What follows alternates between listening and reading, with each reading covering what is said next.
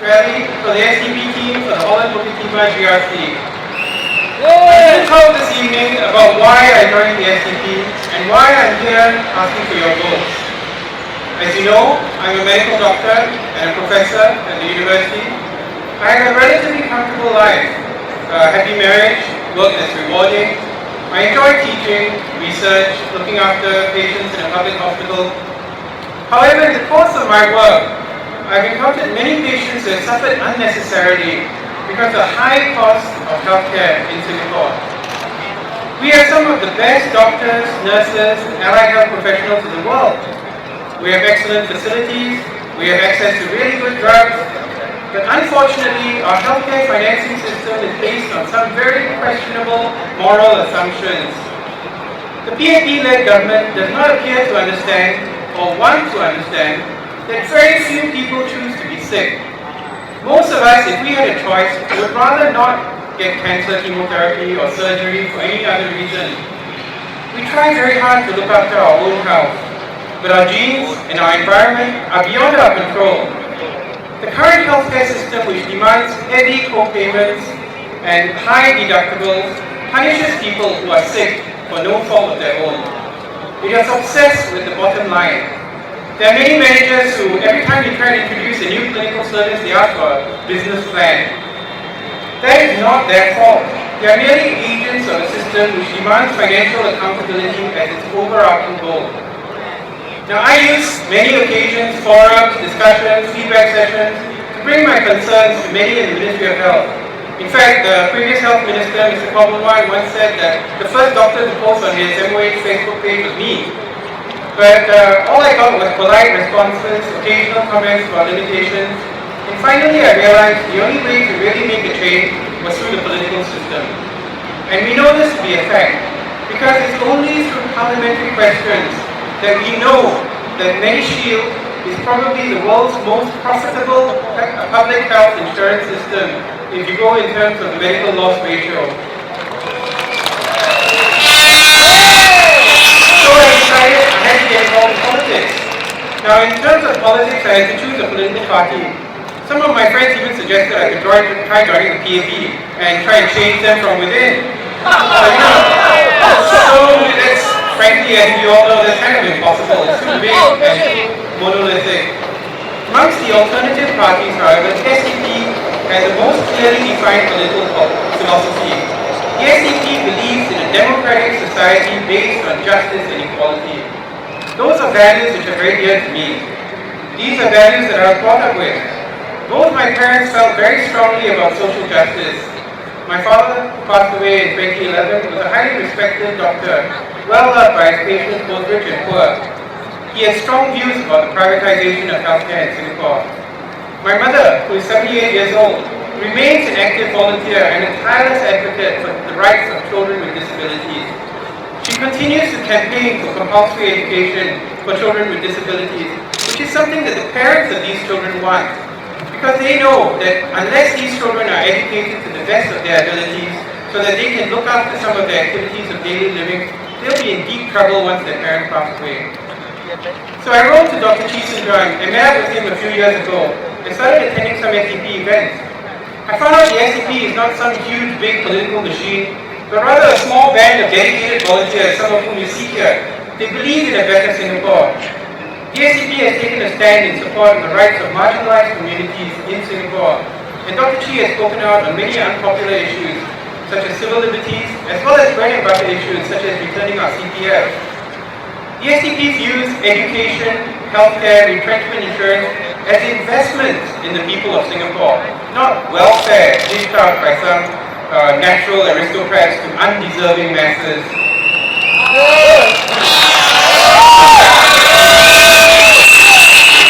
These views resonated with me.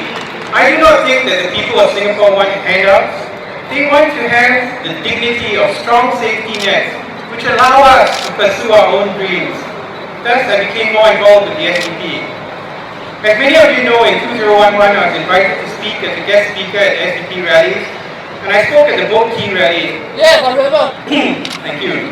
That rally was videotaped by one of my former students, and she put it online, and it went viral very quickly. I received many expressions of support from those within the medical community, but also expressions of concern. Friends and colleagues were worried that I would lose my job, or worse. Every time I went to Mount Elizabeth to visit a friend, somebody would say to me, "Oh, they finally sacked you, and we are looking for a clinic." I actually had some very good conversations with the leaders in NUS, and they were very supportive. They reassured me that the university believes in academic freedom, and as long as I stuck to the issues, I would be fine. The following year, I was involved in developing the SDP National Healthcare Plan. This was published in 2012, and I was one of those who presented it. And as you know, that plan is pretty critical of the healthcare financing system in Singapore. The year after that, in 2013, I was put up for promotion. And to a lot of people's surprise, I was promoted to full professor with tenure.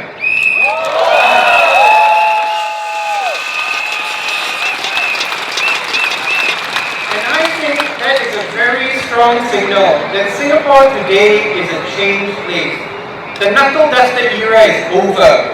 Singaporeans can feel free to speak up without fear of the kind of drastic actions that happened in the past. Just look at this election. Roy Ng is speaking in Clementi Stadium. Han Kee has been speaking in Delta. Those two would never be allowed to speak a few years ago. Things have changed. After my promotion, I continued to help out in SDP activities. I participated in some of the ground operations when they visited people in Tambyah, in Bukit Panjang, and of course now we know Sembawang has been split in two, so they continued in marketing duty. I also helped out in some of the other policy papers. I had a chance to, especially on the education paper, I had a chance to read and comment on some of the others, and I found that they were well reasoned and carefully put together. There were many experts who helped us, some of whom were too shy to come forward. One of them who was not was Dr. Yeo Lam Kiong, former chief economist of the GIC. And these strengthened my conviction that SDP was the right party for me, a social democratic party that was constructive, compassionate, and competent.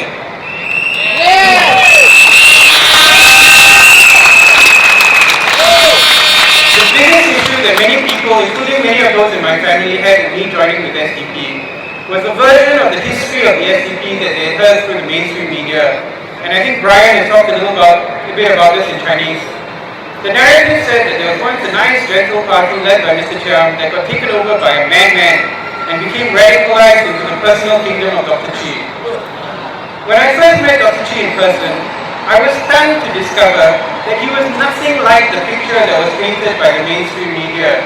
He was just an ordinary, decent guy with a deep passion for Singapore and for Singaporeans.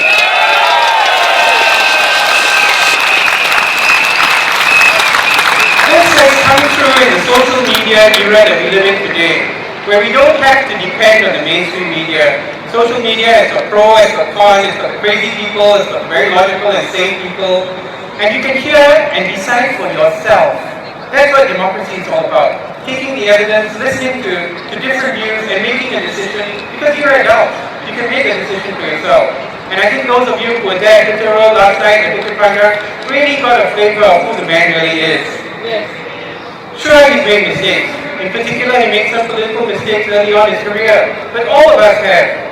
Even the Prime Minister in the last general election made a very public apology, and some people think he's going to make another apology in the next few days.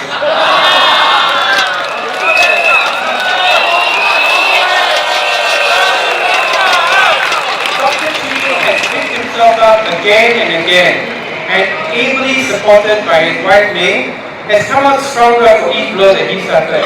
I am proud to be part of the Holland Bukit Timah team that he is leading.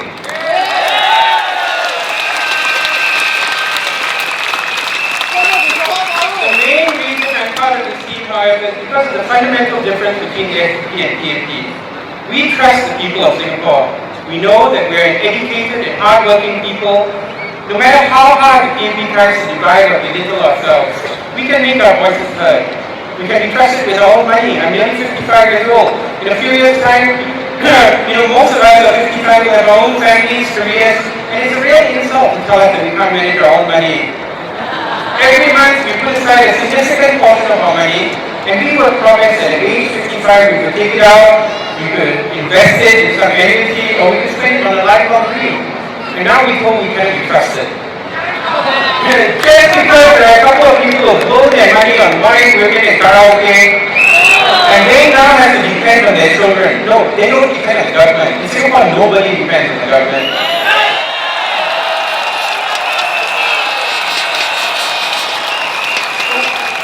Why should all the rest of us be punished by the government retaining our CPF money? That's not right. Our CPF money is our money. The SDP has proposed that individuals who want to leave their money in CPF or stable returns can do so. The rest of us could take it out for some lifelong dream or could invest in annuity. So we are adults.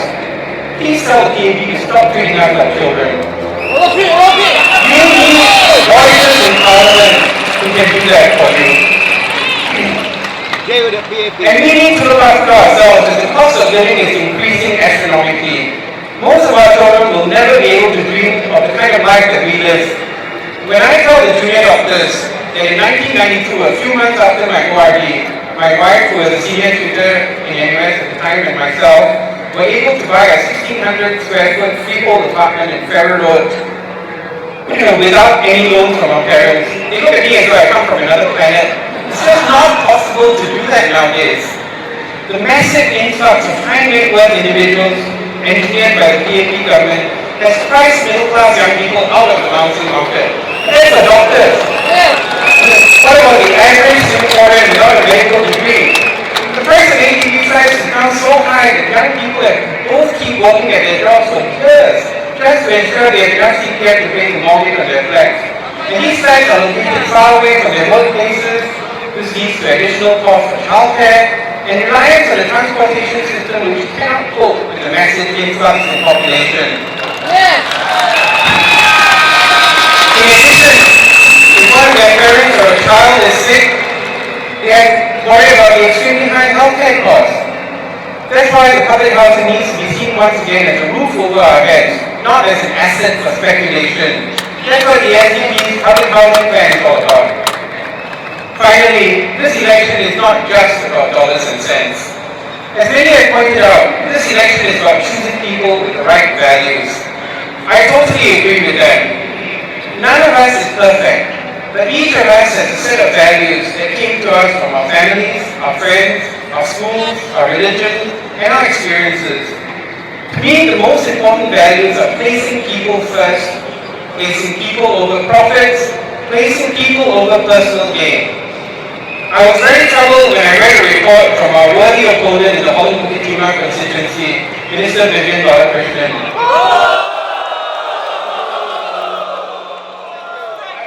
It's going to be 100% accurate, so I will read out the corrections published in today's newspaper this week. This is from Dr. Vivian Balakrishnan, open quotations. Tell me who can afford to work for you for zero. There are people who can afford to work for you apparently at zero. There are two kinds of people who can provide you services apparently at zero. Number one, I'm already very rich, my bank account is full, I come back, I tell you I want to serve. Other kind of person, why will that person actually cost more? The word is called corruption.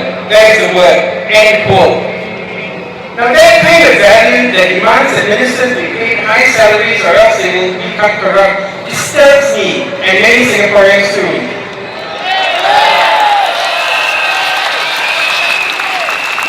Singapore has many wonderful volunteers to help out in many social services. My mother is one of them.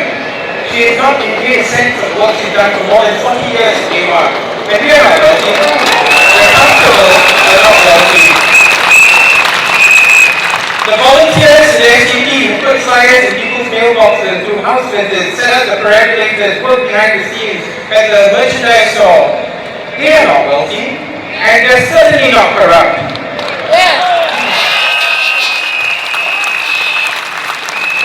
Because they, like so many of you Singaporeans, believe in our country. We know that we are not a corporation, although the world sometimes calls us Singapore Incorporated. We are a nation, one united people, striving to build a democratic society based on justice and equality. That is what this election is about, choosing the right people with the right values, people who care about Singapore and Singaporeans. Yes! want to have a good, clean campaign, one that allows Singaporeans to make decisions on the issues.